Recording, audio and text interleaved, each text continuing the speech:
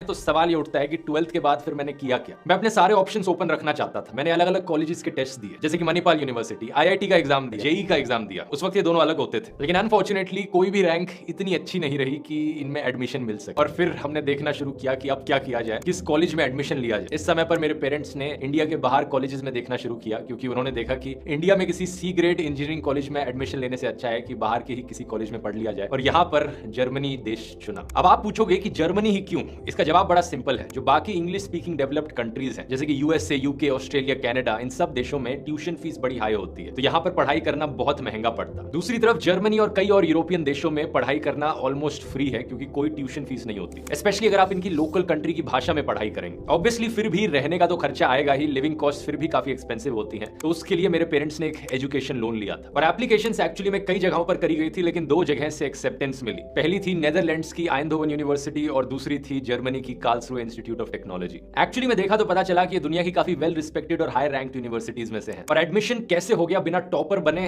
इस चीज को लेकर तो मैं यही कह सकता हूं कि शायद काफी हद तक लक इन्वॉल्व था। उस समय में 2012 में इतने ज्यादा लोग बाहर पढ़ने जाते नहीं थे। जो फॉरेनर्स इन यूनिवर्सिटीज में अप्लाई कर रहे थे उनकी संख्या इतनी ज्यादा नहीं थी, तो कॉम्पिटिशन इतना ज्यादा नहीं था। दूसरा एक कारण जो हो सकता है, मुझे लगता है हुआ होगा, वो ये है कि बाहर की यूनिवर्सिटीज, जो फॉरेन यूनिवर्सिटीज होती हैं, वो इतना मार्क्स पर फोकस नहीं करती, बल्कि बाकी और स्किल्स पर और हॉबीज और एक्सपीरियंसेस पर फोकस करती है। शायद जब मैंने अपना इंटरेस्ट जाहिर किया लेगो के रोबोट्स में और इसे एप्लीकेशन में मेंशन किया, हो सकता है ये कारण हुआ हो। क्योंकि जिस कोर्स के लिए मैंने अप्लाई किया था वो था बैचलर्स इन मैकेनिकल इंजीनियरिंग। तो अगस्त 2012 में करीब 17 साल की उम्र पर मैं शिफ्ट हो गया इंडिया से जर्मनी। यहां पर अगर आप मुझसे पूछो कि मैंने मैकेनिकल इंजीनियरिंग का ही करियर पाथ क्यों चूज किया, तो इसके पीछे एक कारण तो मैं कह सकता हूं कि बचपन में जो मेरे को रोबोटिक्स और टेक्नोलॉजी में इंटरेस्ट था। लेकिन दूसरा और इससे बड़ा कारण मैं कहूंगा कि 17 साल की उम्र पर किस बच्चे को पता होता है कि क्या करना है। ज्यादातर दोस्त और क्लासमेट्स इंजीनियरिंग चूज करते थे, और अक्सर ये कहा जाता था उस टाइम पर कि अगर नहीं जानते कि क्या करना है तो पहले इंजीनियरिंग कर लो और फिर डिसाइड कर लेना क्या करना चाहते हो। तो मुझे भी लगा कि मैं 100% तो श्योर नहीं हूं कि मुझे क्या करना चाहिए, लेकिन इंजीनियरिंग यहाँ पर एक